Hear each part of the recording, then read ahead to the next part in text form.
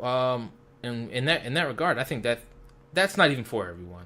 That's not something that No. they're trying to make for everyone. Like But I Atari would is. rather buy the Atari or the Commodore 64 because I haven't played them in forever. Yeah. You know, with, Exactly. with all the Nintendo games, if you've owned any Nintendo console, you've had the ability to buy it on, your The Game eShop. Boy Advance, the eShop. Yeah. You can play most of these games, and we've already bought them or played them before, or recently. Now you're going to try to get another $60 out of me because I'm going to buy this thing. 'Cause But I people want it. will do it. Yes. And the reason why I know this, and this is me watching like an IGN video, the guy, like your original DS or 3DS, I think started the eShop. Was eShop on DS? I don't remember. Or like DSi, I think it was. People are buying classic Nintendo games. Yeah. And then you got your 3DS, and they didn't transfer over. Yeah, so you had you to bought them rebuy 'em. again. Again. So then you got your Wii, and they didn't transfer over. Yeah. So you bought the game on your Wii, and then Yeah. the Wii U. I think around that time you had like a Nintendo ID, but it's like these people have these games. Not only maybe even the original cartridge, but they bought them 4 or 5 times in the past like 2 years on different consoles, and now they're gonna be like, "Hey, you want Mario 3 again, buddy? Okay."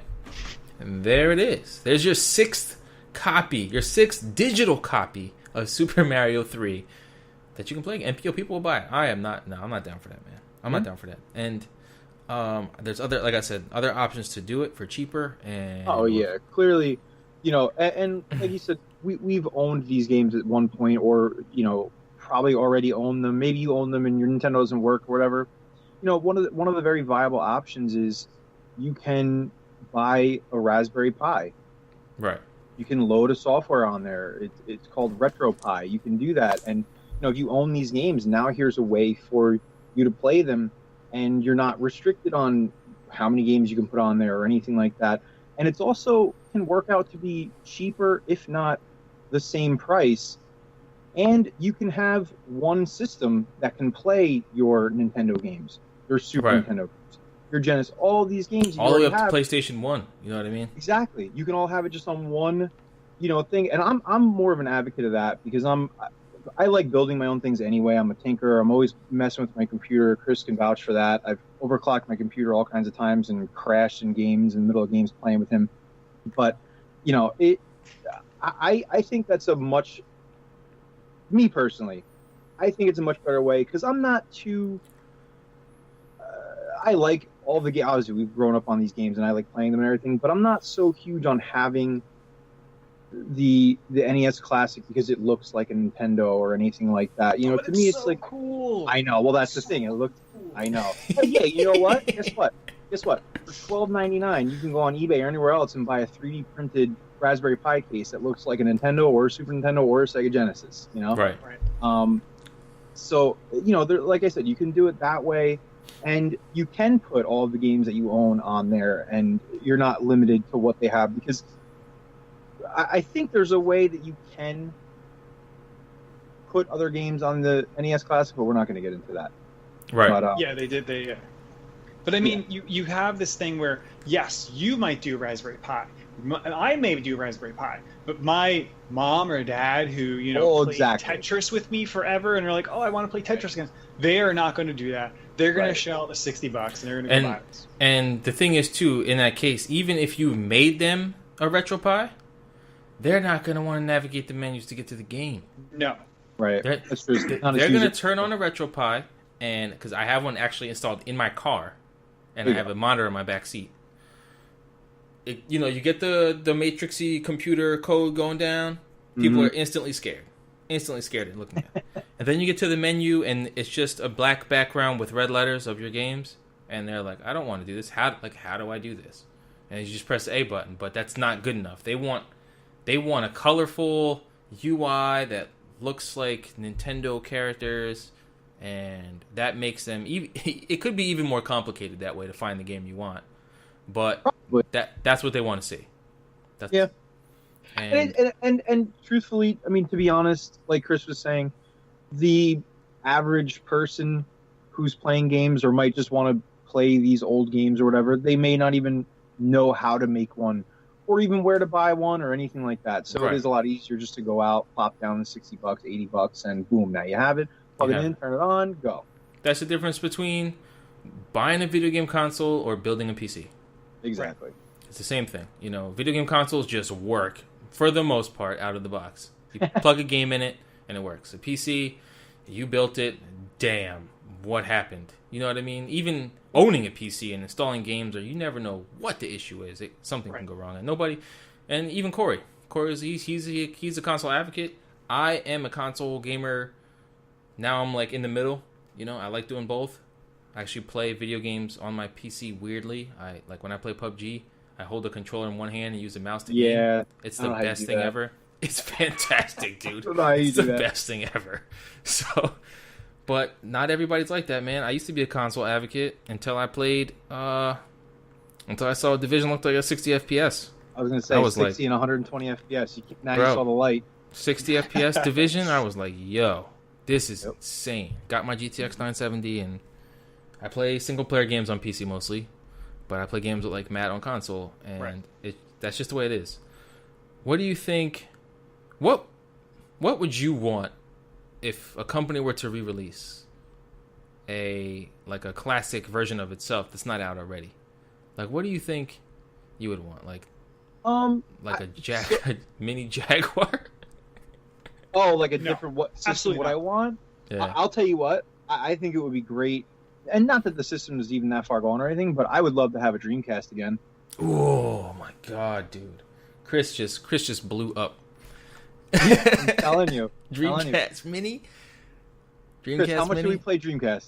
Oh, Dreamcast is the best console ever. My games don't work anymore. They don't work anymore. We play them so much. I know.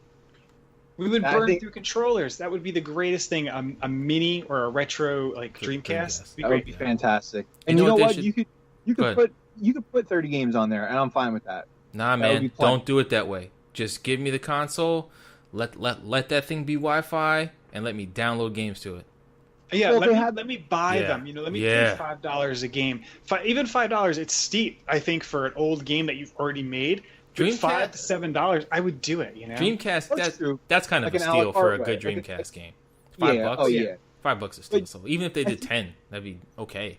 Yeah, but I think you're right. I think that would be a good way, like an a la carte style, like sell the system maybe for only $30 or $40. And have it come with a game. You got to come with Sonic Adventure. Sonic Adventure, Crazy Taxi are bundled in there. Yeah, maybe like 4 or 5 of the 4 big ones, you know. But then have some. Well, now here's the logistics of it. You have an eShop set up somewhere. Yeah. You know? Then you have to run servers. Sega side. Right. Yeah. That's the whole thing. You have to then have servers. Nintendo, support. It's no problem.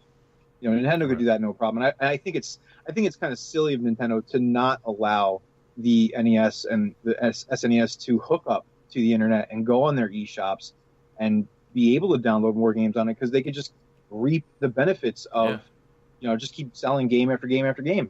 Yeah, but you know that what Nintendo loves to do is have a fantastic idea and make it as inconvenient as possible.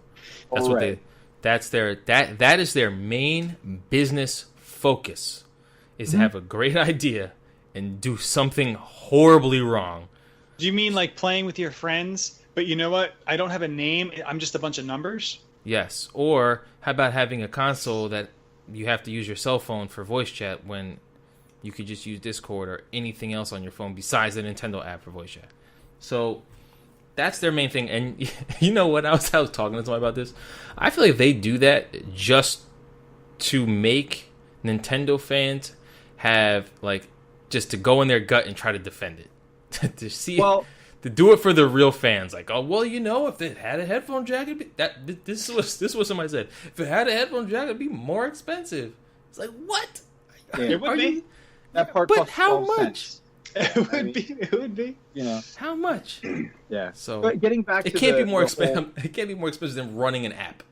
No. It can't be. Well, that's the thing though. So, like, kind of getting back to, I think you brushed the topic a little bit about having a third-party app for voice chat, like with the Switch.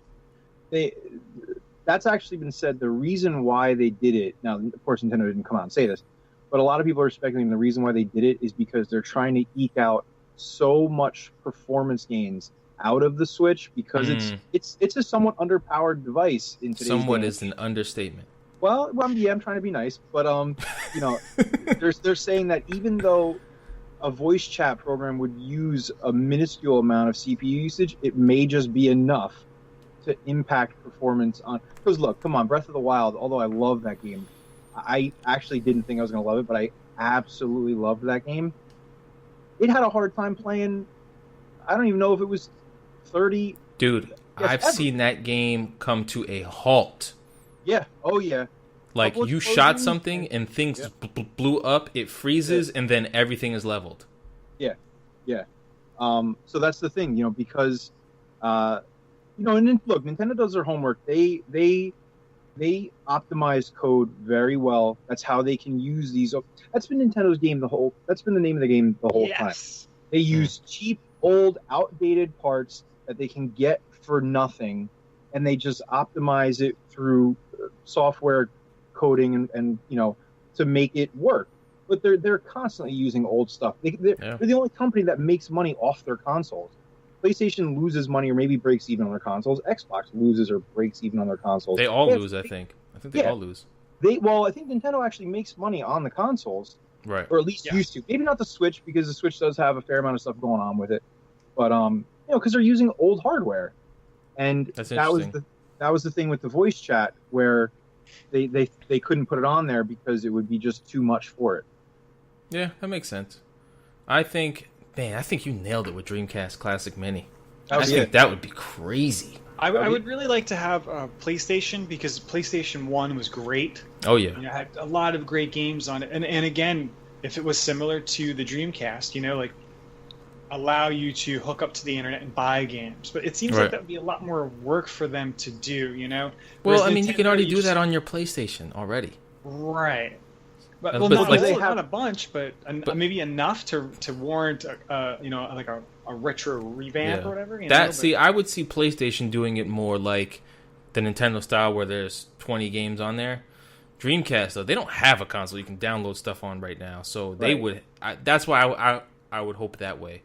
PlayStation, just release it. What are you gonna do? You're gonna, if you release the PlayStation Classic Mini, you're gonna do Crash. You're gonna do Tomb Raiders, right? You throw Final Fantasy VII on there? Hopefully, you know, I'm sure they'll get the rights for Final Fantasy VII, like Metal Gear Solid, some other crap that nobody cares about, maybe like a Vagrant Story, stuff like that, and of course, right? Oh, I forgot about Twisted Metal. Twisted Metal for sure. Yeah.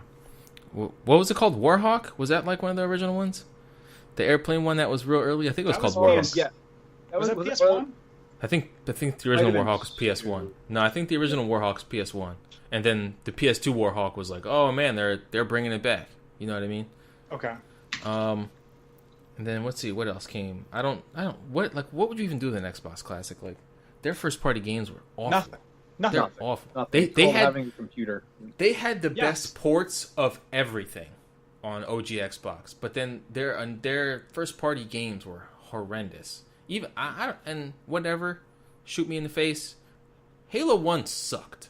Okay, it sucked. Well, I think that might have been actually the only one that I actually liked. Halo 1 sucked. I hated the monsters running around talking like. I hated it. I hated the way it looked. I hated the way it played. I know it did a lot for console shooters. I get it. It did nothing. I don't want to get too deep into it, but all that stuff already existed already. I know. Right. Halo. GoldenEye was the one for me. That was the first one. GoldenEye. But then LAN parties happened with Halo, and that's why people were excited. 16 players getting together. You know what I mean? Yeah. But people seem to overshoot how GoldenEye was the original one that people were getting together and playing that for 6 days straight. Yeah, PC LAN parties were already happening for many games before that stuff. Okay. Right. So then you have the 64, right? 64 Classic. 64. You know it's coming. You know it's coming. It is. You have to. That's going to be the 3, I think. They're not going to do a GameCube. No. I don't think they're going to do a disc-based Classic. I think they're going to go up to 64, and they're going to, Mario 64, Ocarina of Time, probably like the weird Master's Quest version that they released on disc. Maybe original Smash Brothers. Definitely OG Smash, Mario Mischief Party. Makers, Mario Party, probably like 1, 2, probably all of them. Nah, maybe up to like 3, right? Probably like 3. Yeah. Blast Core, was one of them when it came That was out. a Pilot huge- Wings. Pilot Wings. That's what I was just trying to Pilot think of that. Wings. Pilot Wings, definitely. Yo, is Pilot Wings on